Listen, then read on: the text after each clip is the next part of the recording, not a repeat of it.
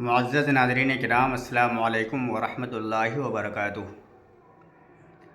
حضرات محترم، آج میں ایک بہت ہی اہم موضوع پر پھر بات کرنے جا رہا ہوں۔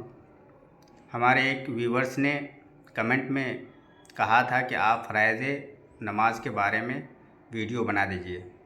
میں نے سوچا کہ محمدی نظام کے سارے سبسکرائبرز، ویورز اور سارے دیکھنے والوں کو بھی اس اہم موضوع پر معلومات حاصل ہو جائے، اس لیے میں اس اہم موضوع پر ویڈیو بنا رہا ہوں۔ تو میں یہ بتانا چاہتا ہوں کہ فرائض نماز کتنی ہے، جس کے بغیر نماز ہوتی ہی نہیں۔ فرائض نماز 6 ہیں۔ نمبر 1 قیام، نمبر 2 قرأت، نمبر 3 رکوع، نمبر 4 سجدہ، نمبر 5 قضاء اخیرہ اور نمبر 6 خروج بسنعی۔ اب یہ سوال پیدا ہوتا ہے کہ ہم نے 6 چیزیں تو بتا دی ہیں، لیکن اس کا مطلب کیا ہے؟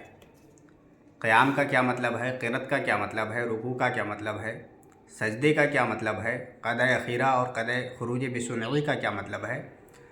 تو میں آپ کو بتانا چاہتا ہوں کہ قیام کا مطلب ہوتا ہے کھڑے ہو کر کے نماز پڑھنا، یعنی بغیر کسی عذر کے کسی نے بیٹھ کر نماز پڑھی تو نماز نہ ہوگی، چاہے وہ مرد ہو یا پھر عورت۔ آج دیکھنے میں بہت جگہوں پہ ایسا آ رہا ہے کہ لوگ مسجدوں میں کرسیاں کھڑی کر دیتے ہیں، اور تھوڑی سی بھی کوئی پریشانی ہوتی ہے تو وہ کرسیوں پر بیٹھ کر کے نماز پڑھنا اپنے لیے بہتر سمجھتے ہیں۔ حالانکہ ایسا اگر وہ جان بوجھ کر کے کرتے ہیں تو گنہگار ہوتے ہیں۔ یہ بیٹھنے کی اجازت تب ہے جب انسان کو بہت زیادہ پریشانی ہو، بیٹھنے کی قوت و طاقت اس کے اندر نہ ہو۔ تو قیام کا یہ مطلب ہے کہ کھڑے ہو کر کے نماز پڑھنا۔ دوسری بات قرأت۔ قرأت کا کیا مطلب ہوتا ہے؟ قرأت کا مطلب یہ ہے کہ فرض نماز کے شروع کے 2 رکعتوں میں سورہ فاتحہ کے بعد سورہ ملانا، اور باقی کے 2 رکعت اور سنت، نفل اور وتر کی ہر رکعت میں سورہ فاتحہ کے بعد آیت قرآن شریف پڑھنا فرض ہے۔ اگر کسی نے ایسا نہیں کیا تو اس کی نماز نہیں ہوگی۔ تیسرے نمبر پہ ہے رکوع، یعنی رکوع کسے کہتے ہیں؟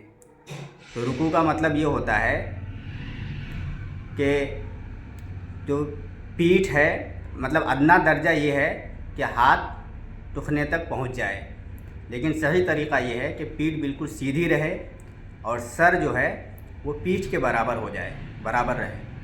یہ ہوا رکوع کا طریقہ۔ اور سجدہ کسے کہتے ہیں؟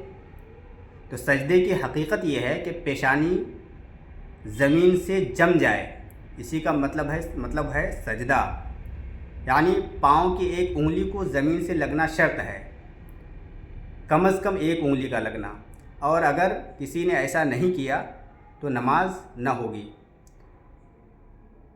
اور قضاء اخیرہ کا کیا مطلب ہے؟ قضاء اخیرہ کا مطلب یہ ہے کہ انسان تشہد جب پڑھتا ہے تو اتحیات سے لے کر کے رسولہ تک یہ قضاء اخیرہ ہے۔ اور خروج بسنعی کا مطلب ہوتا ہے نماز سے باہر ہو جانا، یعنی جب ہم تشہد پڑھتے ہیں، پھر درود شریف پڑھتے ہیں، اس کے بعد دعا پڑھتے ہیں، پھر سلام پھیرتے ہیں، تو اس کو کہتے ہیں خروج بسنعی۔ اور اچھی ویڈیوز کے لیے آپ حضرات ہمارے چینل کو سبسکرائب کریں۔ السلام علیکم ورحمۃ اللہ وبرکاتہ۔